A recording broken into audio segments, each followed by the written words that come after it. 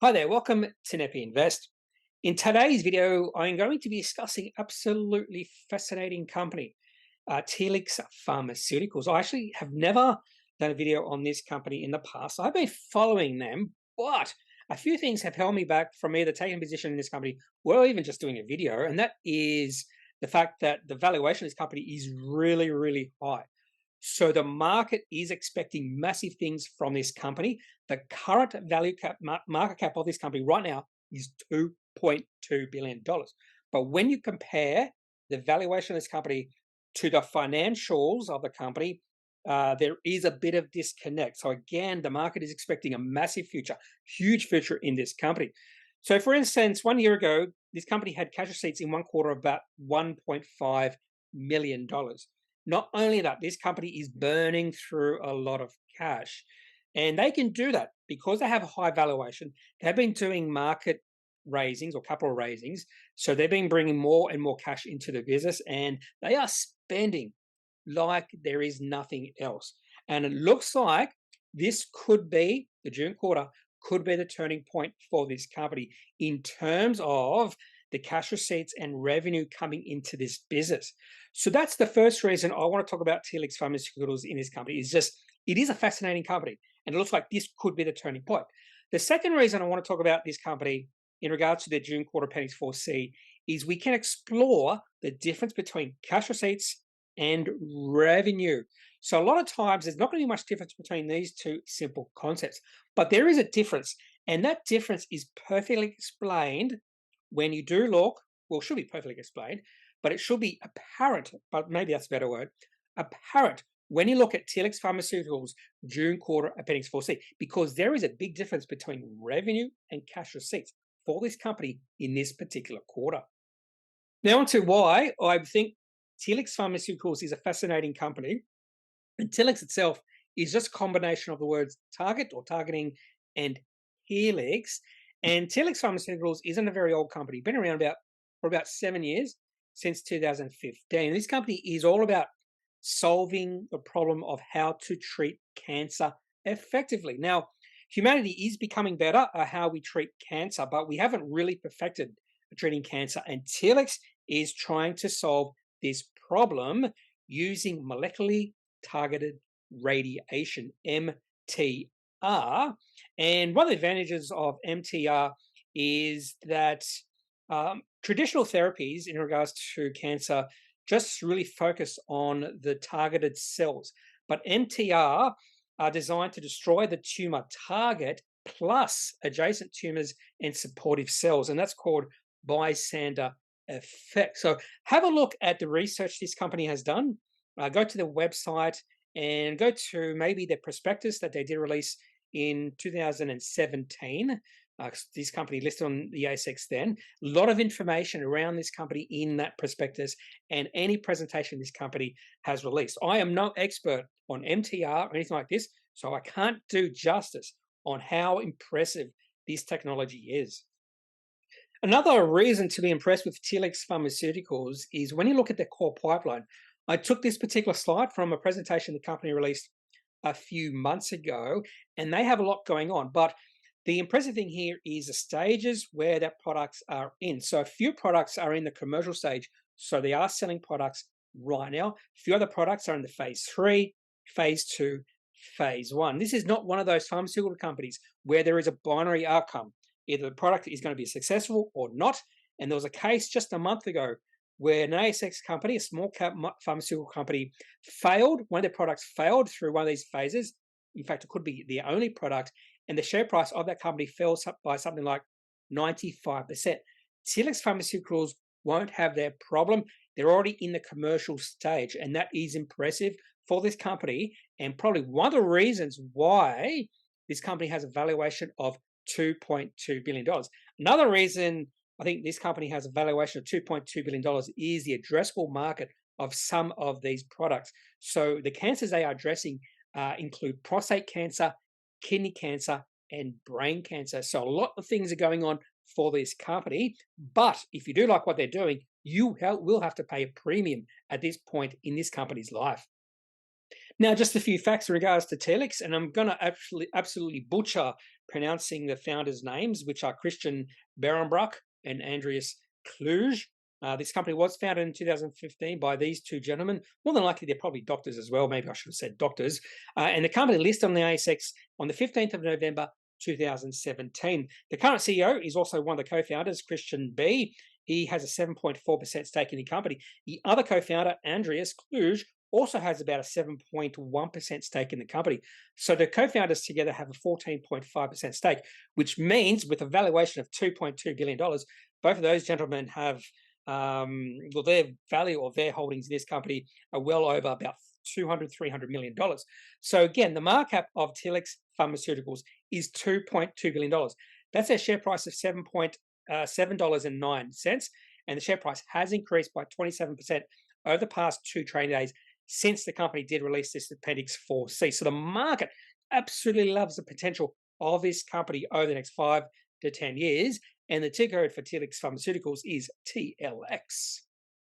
Now let's have a look at the Appendix 4C, and before we have a look at the June quarter for financial year 21, just want to go back 1 year. Now, I do this for all companies when I do an Appendix 4C video, but to be honest with you, for Telix Pharmaceuticals, this is sort of not that relevant, because if we go back last year, they only had receipts of customers of $1.2 million, and they were operating cash flow negative by $12.8 million. So this company was burning through a lot of cash at this point in time. They're still burning through a lot of cash. Now, they only had $50 million of cash on hand at this point in time, and since they're burning through $30 million every 6 months, they would have had to have done a capital raising, and that's exactly what they did during financial year 22. So let's have a look at the most recent quarter report, the June quarter for financial year 22. And there are a few interesting things when we look at this particular quarter report. The first interesting thing here is they did do a capital raising, and the cash on hand has now increased to $122.6 million. But you'll notice the cash burn in this particular quarter was really high. So even though cash receipts have grown significantly from last year, from about $1 million or just above $1 million to $5.4 million, they've really ramped up their spending. So $17 million in research and development, $8.6 million on product manufacturing and operating costs, almost $5 million in advertising and marketing, $9 million on staff costs, and $8.6 million in administration and corporate costs. If you exclude the $17 million they received from government grants and tax incentives, this company burned through about $42 million. In fact, it was $43 million in this particular quarter. And for the full year, they would have burned through about almost $80 million in this first 6 months of this financial year. So that's one thing to keep in mind when we're looking at Telix Pharmaceuticals. They have also increased their spending on capital expenditure, $2.1 million. They didn't do much on that in the last year, and also $6.8 million on intellectual property. So in financing and investing activities, I think those are both in investing activities, this company is still burning through a lot of cash. They did receive $1.1 million in options, or the exercise of options. But this is where we have to really talk about the difference between cash receipts and revenue.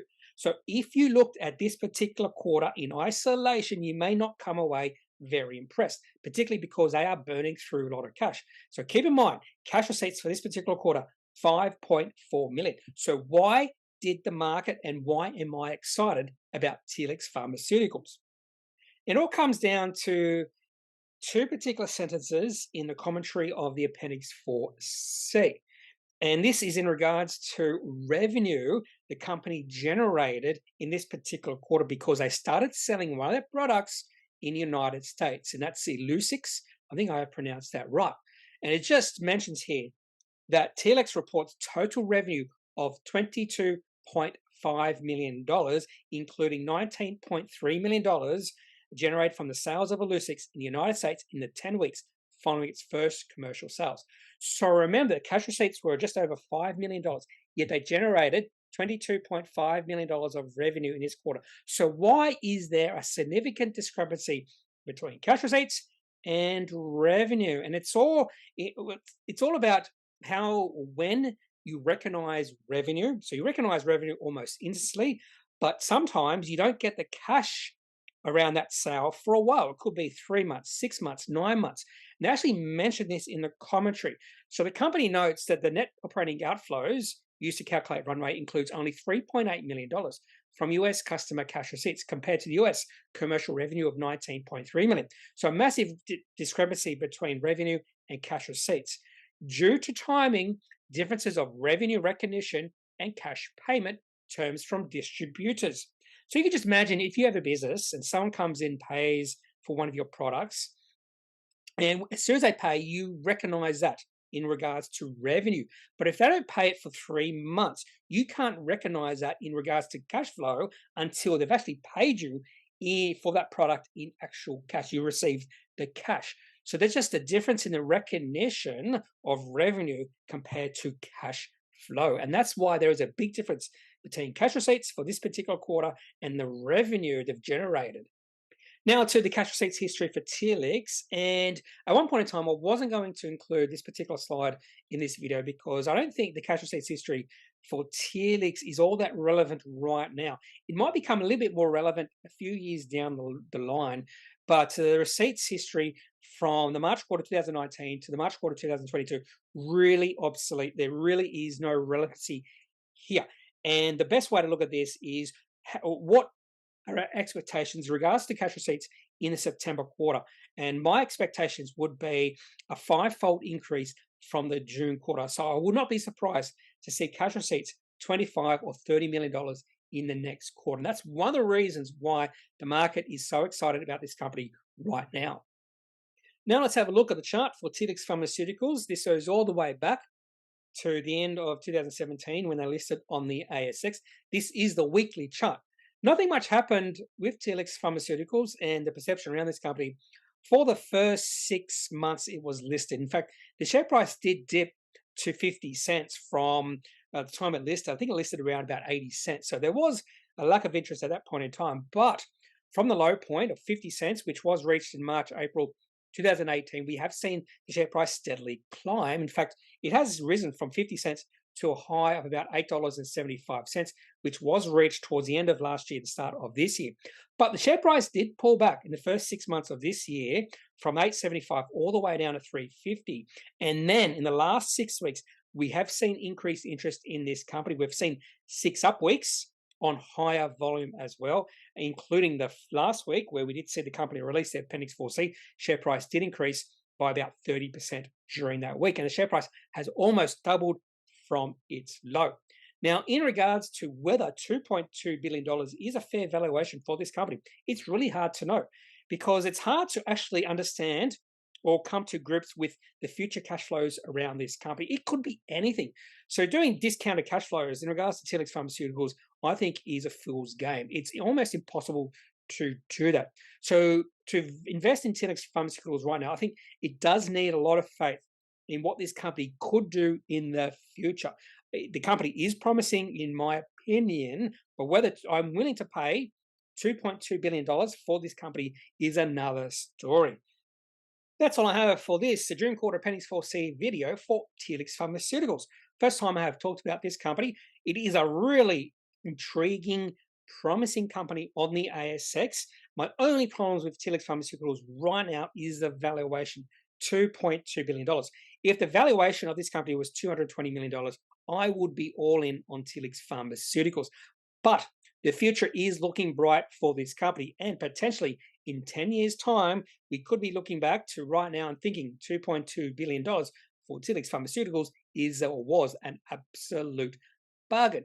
If you know more about this company or you have thoughts or opinions, I'd love to hear those. So leave it in the comment section of this video. Otherwise, I'm not a financial advisor. If you do need financial advice, make sure you seek out someone who is qualified and can speak to your own financial needs. That's it for this video. Have a good day. Bye.